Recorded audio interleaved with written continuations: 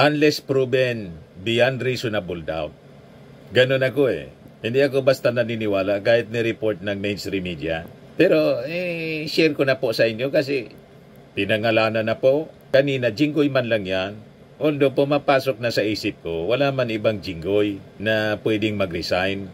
O taga-gobyerno na alam natin, kilala natin, kundi yung senador. Lalo pa, mga kababayan, noong March 20, 2025, may chismis si Ramon Tulfo.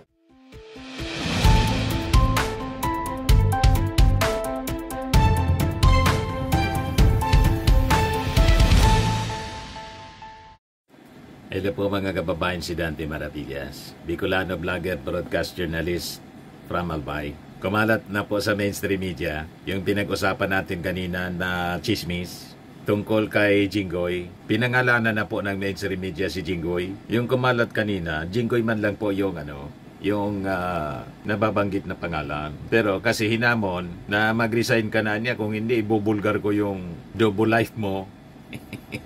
Kasi ang sabi, nagawan po siya ng jowa.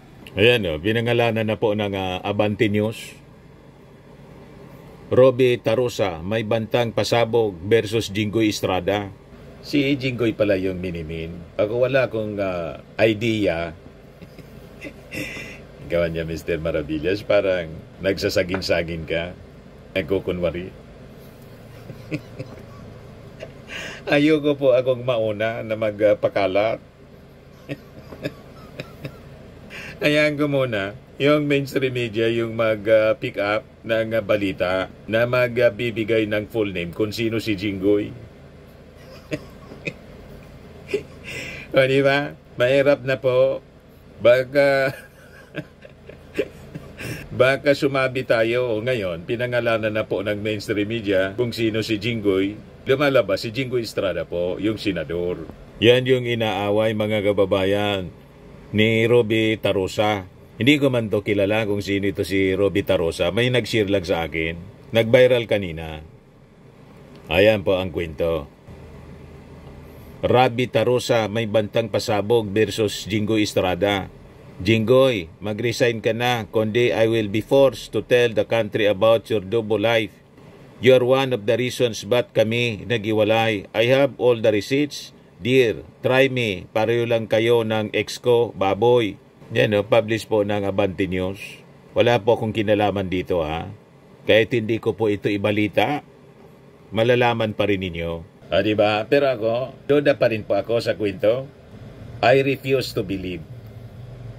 Kasi si Jinggoy po, barako ang itsura. Sabagay, si Rostom nga. Si Rostom, kilala ninyo si Rostom? Si Rostom. Basta si Rostom. Alam na ninyo kung ano nangyari kay Rostom. Barako si Rostom. Sa pangalan pa lang po, barako na Rostom. Kaya ito si Jinggoy, ganun pa rin, I refuse to believe. Unless proven beyond reasonable doubt. Ganun ako Hindi ako basta naniniwala kahit ni-report ng mainstream media. Pero share ko na po sa inyo kasi pinangalanan na po. Kanina, Jinggoy man lang yan. Although pumapasok na sa isip ko, wala man ibang Jinggoy na pwedeng mag-resign. O taga-gobyerno na alam natin, kilala natin, kundi yung senador. Lalo pa, mga kababayan, noong March 20, 2025, may chismis si Ramon Tulfo. O ito po yung yung kaninang vlog ko. Ito po akong na-confuse. Sabi ko, ano to? Tulungan nga po ninyo ako mga kababayan na mag-intindi kung ano ang nangyayari. Ba't kumakalat ang ganitong mga kwento? Ngayon, nag-search ako kung totoo mga kababayan yung sinasabi ni Ramon Tulfo. Ito po, yung na-search ko, report ng Abante News Tonight. Tunay na tabloidista, sabi diyan, say ni Montulfo, senador may jowa na tiga US. O tama, tugma, March 20, 2025 pala to. Yan March 20, 2025. Sabi diyan sa balita mga kababayan, mabilis na umani ng iba-ibang reaksyon ang bagong Facebook post ni Mon Tulfo kaugnay sa boyfriend umano ng isang senador. Sa nasabing post ni Tulfo nitong Huwebes, makikita ang larawan ng isang lalaki na boyfriend umano ng isang senador. Siya si Peter J. na nakatira ngayon sa Amerika. Siya ay boyfriend ng isang senador. Ang senador ay lalaki, hindi babae. Ang tawag ng senador sa kanya ay princess. In love na in love ang senador sa kanya. Si Peter J. raw ang dahilan kung kaya palaging nasa US si senador. Dagdag pa ni nahirit ni Tulfo. Mabilis naman na napahula ang mga netizens. Sa post ni Tulfo, si Mon Tulfo, taga Luzon, Visayas or Mindanao, galing si Laver. May bading pala na senador. Bigay po kayo, sir, ng clue. Clue, sir. Chismoso pala niya, Mr. Maravillas, itong si... Si Mon Tulfo, ang tanda-tanda na. Ngayon, connecting the dots, kinunik mga kababayan bigla ng Abante News. Pinos na mismo yung picture ni Jinggoy. Ayan mga kababayan, no? Disclaimer ako wala akong kinalaman dito, kumalat lang ito dyan sa social media kanina. Pagkatapos, wala mang apelyido dati, yung sinasabi ni Rabi Tarosa, Jinggoy man lang. Ngayon, nilagyan na po ng apelyido, ng Abante News. Pero ako po, hindi pa rin ako maniwala, mga kababayan. Importante, may ebidensya, dapat nasa aktual. Baka pang paninira lang ito mga kababayan kay Jinggoy. Malabo ang itsura po ni Jinggoy. Matsong-matso, astig. Pagkatapos, sasabihin nyo, bading si Jinggoy. Hindi ako maniwala talaga. Paninira lang ito kay Jinggoy.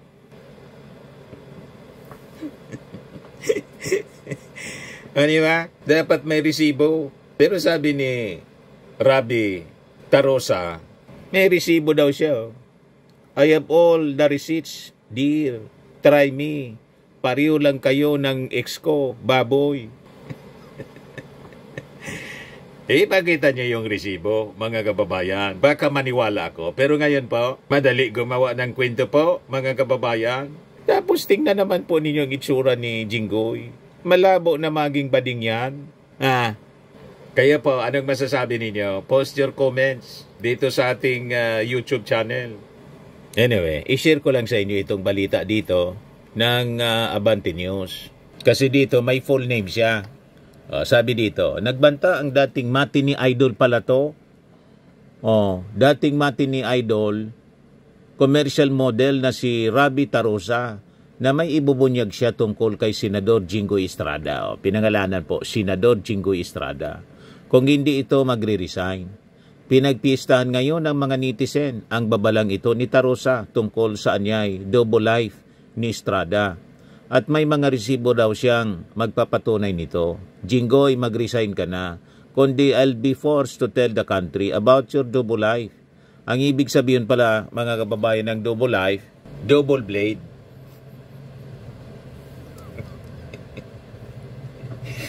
Paano naman na niya, Mr. Maravillas? Saan ka ba niya nakatira sa Mars para hindi mo... Wala talaga pa ako. Wala ako. Inosente ako. Ignorante. Madaling sabi. Yan mga sinasabing double life. Wala yan sa vocabulary ko po. Ngayon, pinaliwanag na ang ibig sabihin. Double life, double blade. Parehas pala. Ang alam ko, double blade. Pwede sa babae, pwede sa lalaki. Kabilaan. Anyway, double life. At may mga resibo raw siya na magpapatunay dito. Ito na nga po yung yung post. Yan yung pinakita ko kanina, mga kababayan. Ito yung Facebook niya, chinek ko kanina. Ito nga yung latest niya nga post, 1 hour ago. Hoy, Pilipinas, di pa ako tapos. Madami pang natitirang bakla dyan sa gobyerno. Keep me alive and I will reveal. Dami na kasi death threats. May death threats na pala siya. Ito yung una niyang post. 10 hours ago, ito na po. Mga death threats na. I do not care. I will continue to speak the truth. Bakla at sinungaling ka. O, ito yung una niyang post, mga kababayan, na pinick up ng Abante News. At may nag-share nito sa akin kanina. Wala pang apelido rito. Sabi ni Darwin Cañete, abogado yata ito, Federation member. Basta ako, ayaw ko pang maniwala po hanggang hindi pinapakita yung resibo. Hintayin ko muna yung resibong sinasabi ni Rabi Tarusa po. Ayan o, sari-sari yung reactions ng mga tao, sabi ni Tingting Pinay. Sabi na, Barbie Sabi ni Teresa Cobinar, sige na please, tulong muna sa ating bansa kahit di na siya mag-resign para matanggal na yan at makulong forthwith. Sabi ni John Mark Bueno Foronda, Jinggoy Dabaduan, hindi ka na safe.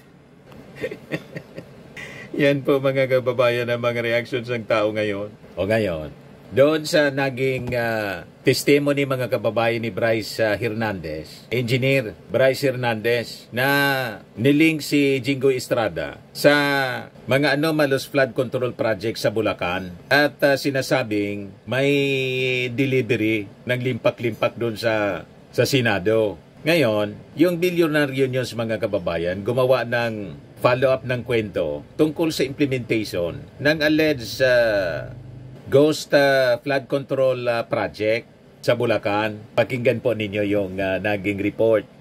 Jinggoy Estrada sa flood control scandal, agad na sinuyod ng Si Corina. aming team ang proyektong iniuugnay sa kanya. Ang aming naabutan, proyektong literal na guni-guni lamang. Pinuntan mga kababayan ng reporter ng Billionaire News. Confirmed guni-guni. Pakinggan natin yung report ng Billionaire News with Corina Sanchez. Si Senator Jinggoy po ay nagbaba ng 355 Ayan si Bryce Hernandez. 2025 sa mga ilang projects sa Bulacan. Pinuntahan ng Billionaire News Channel ang isa sa mga proyektong linked umano kay Senador Jinggoy Estrada, ang construction of flood control structure including pumping station and floodgate phase 3. Ayon sa datos ng DPWH, matatagpuan ito sa Barangay Mayto sa Kalumpit, Bulacan. Ang kontratista, ang Alpha and Omega General Contractor, isa sa 9 na kumpanya ng mga diskaya. Nasa phase 3 na dapat ang proyektong awarded noong May 2025 at target na matapos ngayong Disyembre. Nagkakahalaga raw ito ng halos 57 million pesos.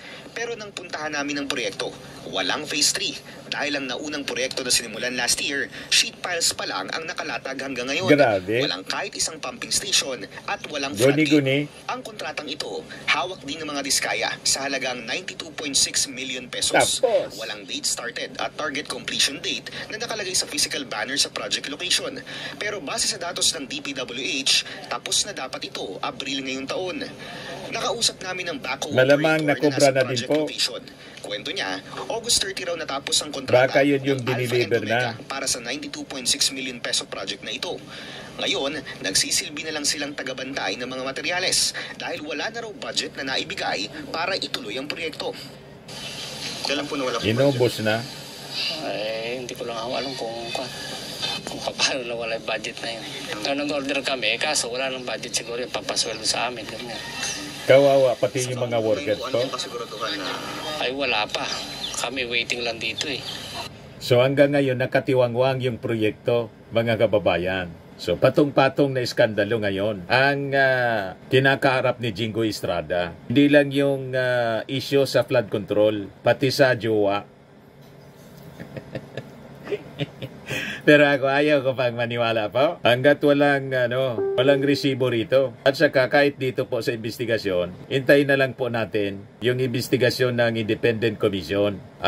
Pinangalanan na ng ating Pangulong Bongbong yung mga personalities na bubuo sa Investigation Commission.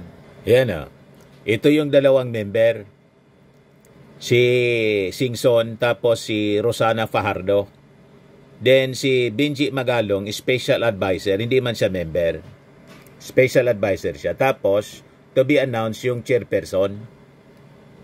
Hindi pa natin alam kung sino. Baka si General Nicolas Torre. Sana si General Torre ang kasi di ba sabi inaalok yun ng pwesto, another position in government. Kaya lang nasa pagbakasyon pa yon after siyang masibak bilang PNP chief.